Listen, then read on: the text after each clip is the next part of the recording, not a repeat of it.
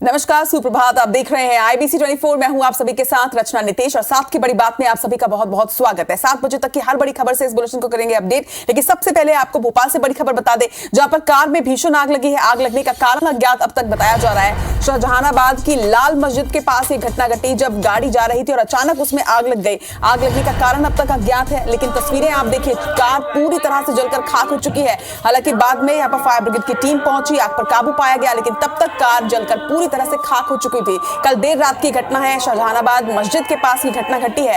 राजधानी भोपाल से ये बड़ी खबर इस वक्त आप तक पहुंचा रहे हैं। देर रात एक कार में अचानक आग लग गई। अब तक कार में आग लगने का कारण जो है वो अज्ञात बताया जा रहा है, लेकिन आग लगने के बाद आसपास अफरा तफरी का माहौल रहा और जिस तरह से ये आग लगी, बाद में इस पर काबू जरूर पाया गया, मगर लाल मस्जिद के पास घटी इस घटना के बाद आसपास काफी अफरा तफरी का माहौल था।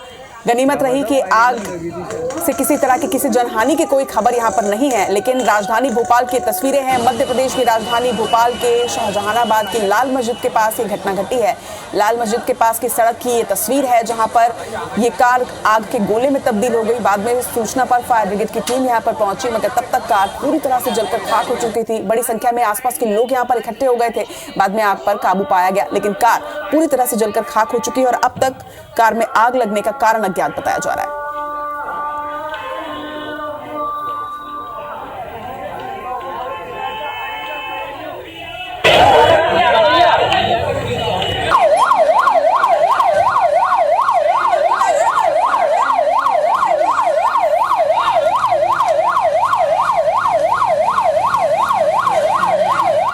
और इन ब्रेकिंग न्यूज के बाद अब रुक करेंगे हेडलाइंस का।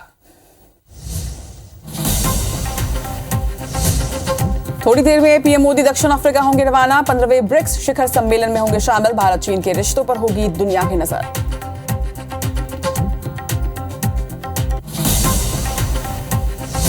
आज मध्य प्रदेश आएंगे कांग्रेस राष्ट्रीय अध्यक्ष मल्लिकार्जुन खड़गे। सागर में विशाल जनसभा को करेंगे संबोधित। पीसीसी चीफ कमलनाथ और दिग्विजय सिंह रहेंगे मौजूद।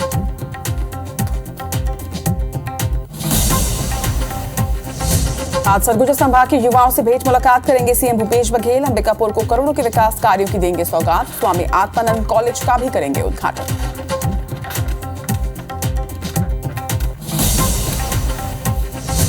शिवराज कैबिनेट की बैठक आज। सीएम शिवराज की अध्यक्षता में होगी बैठक। कई अहम प्रस्तावों को मिल सकती है मंजूरी।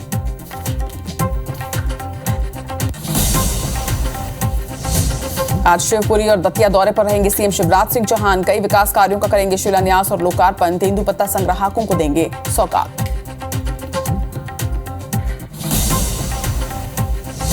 छत्तीसगढ़ प्रदेश चुनाव प्रभारी ओम माथुर का रायपुर दौरा आज। बीजेपी के 21 प्रत्याशियों को देंगे जीत का मंत्र। घोषणा पत्र समिति के प्रमुख पदाधिकारियों की लेंगे बैठक।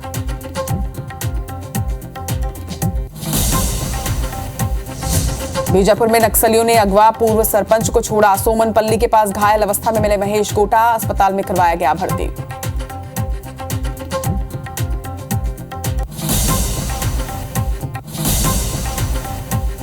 रायपुर में महादेव ऑनलाइन सट्टा ऐप संचालकों के खिलाफ ईडी की कार्रवाई। फरार बुकी यूसुफ पोट्टी के परिजनों को दिया नोटिस। 24 अगस्त को कार्यालय में उपस्थित होने के निर्देश।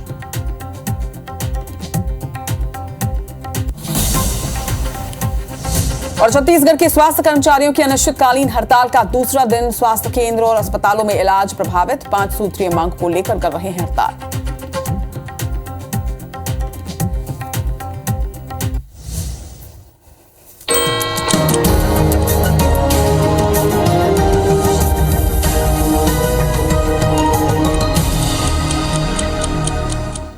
और हेडलाइंस के बाद शुरुआत करते हैं साथ की बड़ी बात। और सबसे पहले आपको बता दें कि थोड़ी ही देर में प्रधानमंत्री नरेंद्र मोदी दक्षिण अफ्रीका के लिए रवाना हो जाएंगे।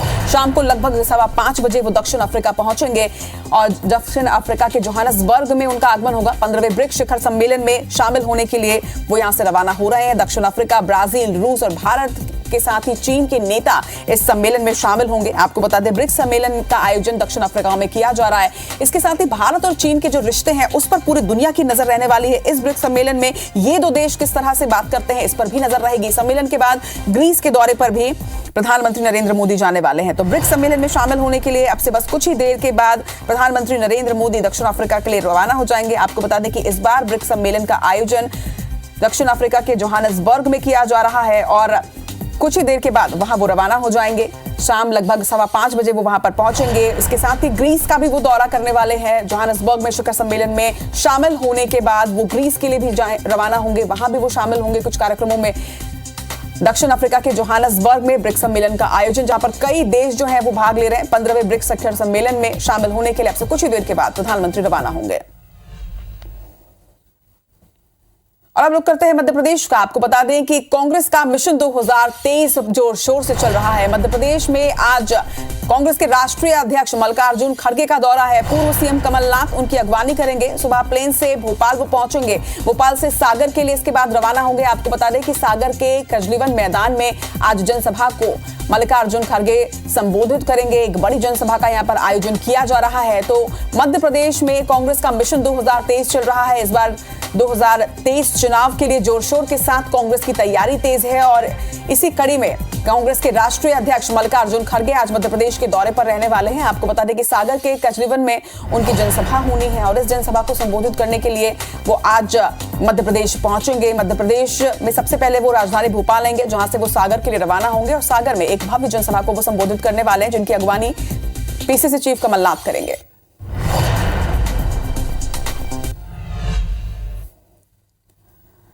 इधर छत्तीसगढ़ में आज सीएम भूपेश बघेल अंबिकापुर के दौरे पर रहने वाले हैं। आपको बता दें कि आज युवाओं से उनका संवाद होना है। सरगुजा संभाग के युवाओं के साथ ये चर्चा होगी। सीएम भूपेश बघेल सरकार की योजनाओं का फीडबैक भी आज युवाओं से लेंगे। युवाओं की समस्याओं का भी निदान इस कार्यक्रम के माध्यम से सीएम भूपेश बघेल करते आ रहे हैं। कॉलेज और विश्वविद्यालय के छात्र इस युवा संवाद में शामिल होंगे। स्वामी आत्मानंद कॉलेज का भी आज उद्घाटन होना है। तो अलग अलग संभागों में लगातार युवा संवाद कार्यक्रम का आयोजन किया जा रहा है, जिस कार्यक्रम में उस संभाग के जो युवा हैं वो पहुंचते हैं और अपनी बातें जो हैं वो सीएम के सामने समक्ष रखते हैं। सीएम भूपेश बघेल भी सभी की बातों को सुनते हैं, उनसे फीडबैक लेते हैं और उनको जानकारी भी देते हैं कि उनके लिए प्रदेश सरकार किस तरह की योजनाएं लेकर आई है। सरगुजा संभाग के युवाओं के साथ आज खासतौर पर संवाद होना है सीएम भूपेश बघेल का। तो अगर आप सरगुजा संभाग के हैं, युवा हैं, तो आज ये कार्यक्रम खास तौर पर आपके लिए। आप भी सीएम भूपेश बघेल से मुलाकात कर सकते हैं और अपनी बातें उनके समक्ष रख सकते हैं।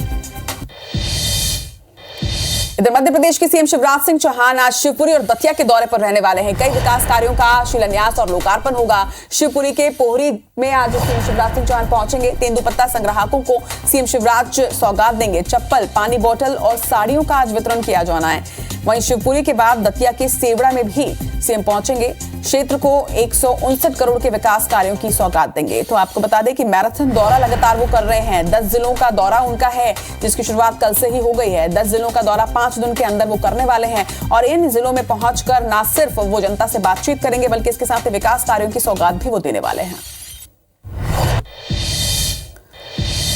बात करें बीजेपी की, तो छत्तीसगढ़ में आज 21 बीजेपी प्रत्याशियों की बैठक है। कुशाभाऊ ठाकरे परिसर में यह बैठक आयोजित की गई है, जहां ओम माथुर और नितिन नवीन इस बैठक को लेंगे। चुनावी रणनीति की जानकारी दी जाएगी, प्रत्याशियों को चुनावी मुद्दे बताए जाएंगे। तो जिस तरह से बीजेपी ने 21 प्रत्याशियों की घोषणा सबसे पहले की थी, पहली लिस्ट जारी करते हुए 21 प्रत्याशियों को मैदान में उन्होंने उतार दिया है। नाम जारी कर दिए थे, पहले लिस्ट जारी कर दी गई थी और अब इन 21 प्रत्याशियों की अहम बैठक है, जिसे ओम माथुर और नितिन नवीन लेंगे। चुनावी रणनीति की इन 21 प्रत्याशियों को जानकारी दी जाएगी, प्रत्याशियों को चुनावी मुद्दे बताए जाएंगे और अहम बैठक ये माना जा रहा है क्योंकि लिस्ट जारी करने के बाद ये पहली बार होगा जब बीजेपी अपने 21 प्रत्याशियों के साथ बैठक करने जा रही है। खबर टीकमगढ़ से है, जहां पर बीजेपी नेता रोशनी यादव ने पार्टी की प्राथमिक सदस्यता से इस्तीफा दे दिया है। आपको बता दें कि निवाड़ी जिले में बीजेपी उपाध्यक्ष के पद पर थी रोशनी यादव। पार्टी के वरिष्ठ नेताओं पर उपेक्षा का आरोप लगाकर उन्होंने पार्टी छोड़ी है। महंगाई, बेरोजगारी और भ्रष्टाचार को बढ़ावा देने का आरोप भी उनके द्वारा लगाया गया। निवाड़ी बीजेपी जिला अध्यक्ष के नाम आज उन्होंने त्यागपत्र सौंप दिया है। बीजेपी से निवाड़ी विधानसभा से टिकट की वो मांग कर रही थी। इस्तीफे के बाद कांग्रेस में शामिल होने का अंदाजा भी लगाया जा रहा है। तो टीकमगढ़ से ये बड़ी खबर सामने आ रही है, जहां पर इस्तीफा दे दिया गया है। लगातार जो दल बदल की राजनीति है वो यहां पर चल रही है। रोशनी यादव का बीजेपी की प्राथमिक सदस्यता से इस्तीफा दे दिया गया है और अब ये अंदाजा लगाया जा रहा है, कयास लगाए जा रहे हैं कि बीजेपी उपाध्यक्ष के पद पर जो रोशनी यादव थी, जो इस्तीफा देने के बाद अब कांग्रेस में संभवतः शामिल हो सकती हैं। और अब आपको बीजापुर की खबर बता दें। आपको याद ही होगा कि परसों किस तरह से नक्सलियों द्वारा ग्रामीणों को किडनैप कर लिया गया था और उसके बाद पूर्व सरपंच को छोड़कर बाकियों को उन्होंने रिहा भी कर दिया था। मगर पूर्व सरपंच के साथ किस तरह की बर्बरता की गई, ये तस्वीर आपको दिखाते हैं। पूर्व सरपंच महेश गोटा को मृत समझकर छोड़ा गया। जंगल में परिजनों को घायल हालात में महेश मिला।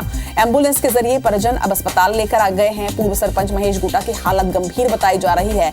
कुटरू से पूजा के बाद लौटते वक्त अगवा कर लिया गया था। 50 और ग्रामीणों को अगवा किया गया था, लेकिन बाद में सभी ग्रामीणों को छोड़ दिया गया पूर्व सरपंच के अलावा, जिसके बाद पूर्व सरपंच महेश गोटा के परिजनों ने यह अपील भी की थी नक्सलियों से कि उन्हें छोड़ दिया जाए। संतोष हमारे सहयोगी हमारे साथ इस वक्त जुड़ रहे हैं बीजापुर से। संतोष, जिस तरह से कल लगातार परिजनों द्वारा भी गुहार लगाई जा रही थी कि छोड़ दिया जाए, मगर अब जब छोड़ा है तो बर्बरता के साथ छोड़ा है। जी, आपको बता दूं कि धारदार हथियार से वार कर मृतक समझकर उनको छोड़ दिया गया था। हालांकि परिजन उनके पहुंचे और घटनास्थल पर पहुंचकर उनके शरीर को यहाँ लाया गया। घायल अवस्था में इनको बीजापुर लाया गया। बीजापुर जिला अस्पताल में उपचार जारी है, लेकिन हालत उनकी गंभीर बनी हुई है। हालांकि पूरे उपचार जारी है और उनके परिजन काफी परेशान है। और इसके बता दूं कि माओवादी इसके पहले भी उनको किडनैप किए थे। 2000 जब 14 उस समय किडनैप करके इनकी जो पिताजी इनके ऊपर वार करके पिताजी की हत्या कर दी थी। उस समय भी 5 दिन अपने कब्जे में रखे थे और आज भी इनकी हालत अभी खराब है और हालांकि उपचार जारी है। जी संतोष, अमूमन जब भी किसी को इस तरह से किडनैप किया जाता है और जब छोड़ा जाता है तो कोई उसके साथ में पर्चा या कोई मैसेज जो है वो जरूर डिलीवर किया जाता है नक्सलियों द्वारा। क्या आसपास कोई पर्चा या कुछ ऐसी चीज बरामद हुई है? बता दूं कि हाँ, बिल्कुल नहीं है। माओवादी कहीं ना कहीं किसी न किसी परिचय छोड़ा जाता है, परिचय दिया जाता है, लेकिन अभी इनके पास कोई परिचय नहीं दिया गया है। किसी प्रकार का कोई परिचय भी नहीं छोड़ा गया।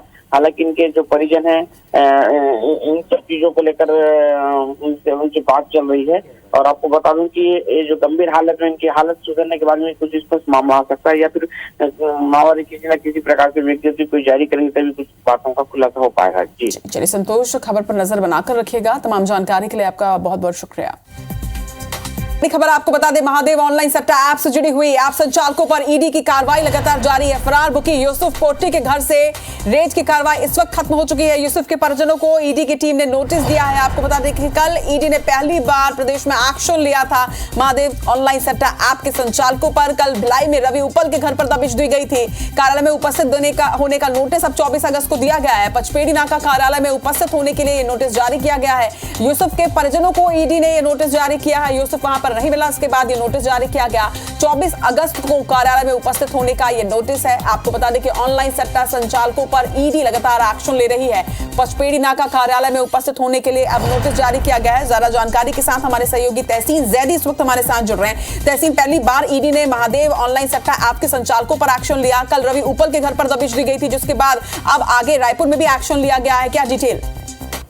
निश्चित तौर पर जिस तरीके से महादेव ऐप ने कल से जो एक बड़ी कार्रवाई की है, जो महादेव जो ऑनलाइन सट्टा ऐप है उसके जो लोग हैं जो जिनके कहीं ना कहीं बड़े कनेक्शन है, तो उसमें जो मास्टरमाइंड जो लोग थे, जो फरार आरोपी है, उसमें रवि उपल समेत जो सौरभ चंद्राकर है जो अभी तक फरार है और जो मूलतः दुर्ग भिलाई के रहने वाले हैं और दुबई और बाकी जो देश है वहां बैठ के इसका संचालन कर रहे हैं, उसी को लेके एक उसमें सबसे पहले बताना चाहेंगे यहाँ पे कि एक ECIR जो दर्ज की है महादेव ऐप को लेकर, क्योंकि पिछले दिनों दुर्ग पुलिस प्रशासन और रायपुर से जो है पुलिस ने इसमें जानकारियां ली थी और सारे जो FIR और सभी जो आवश्यक दस्तावेज थे उसको लेके इसमें एक ECIR दर्ज की है। उसके बाद ये कल से एक बड़ी कार्रवाई यहाँ पे की है, जिसमें रवि उपल समेत जो उसके जो आरोपीगण हैं, जो उसमें जो मास्टरमाइंड जो लोग हैं, उनके घर पे दबिश दी है। उसके साथ ही जो हवाला कारोबारी है उनके अभी दबिश कार्रवाई यहाँ पे दी है।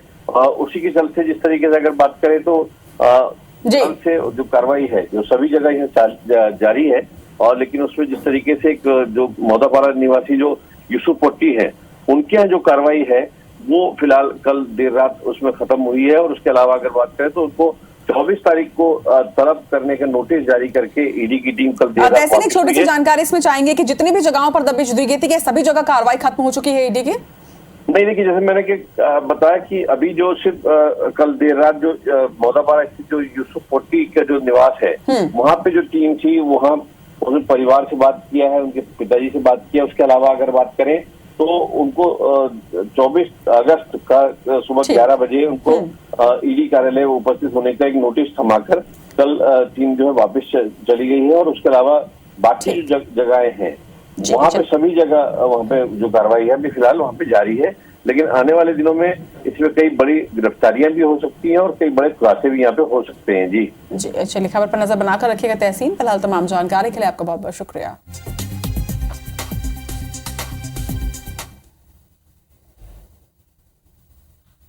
चलिए बढ़ेंगे आगे और अब आपको बता दें कि प्रधानमंत्री नरेंद्र मोदी बस रवाना होने ही वाले हैं दक्षिण अफ्रीका के लिए। जोहान्सबर्ग में ब्रिक्स सम्मेलन का आयोजन है, जहां शामिल होने के लिए रवाना होते प्रधानमंत्री नरेंद्र मोदी नजर आ रहे हैं। वो कुछ ही पलों के बाद यहां से जोहान्सबर्ग के लिए रवाना हो जाएंगे। तस्वीरें सीधी आप देख रहे हैं भारत से साउथ अफ्रीका के लिए प्रधानमंत्री नरेंद्र मोदी इस वक्त रवाना हो रहे हैं।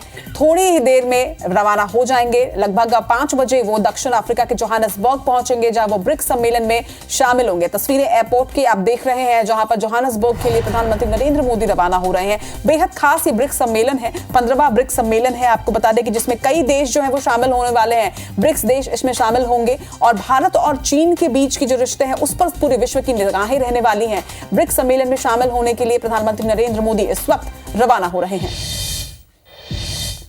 और इसी के साथ की बड़ी बात में फिलहाल इतना ही, लेकिन आगे आप देखिए छत्तीसगढ़ की खबरें छत्तीसगढ़ी भाषा में शुभांगी ठाकुर के साथ हमारे बानी हमारे गोट में। मुझे दीजिए इजाजत, नमस्कार।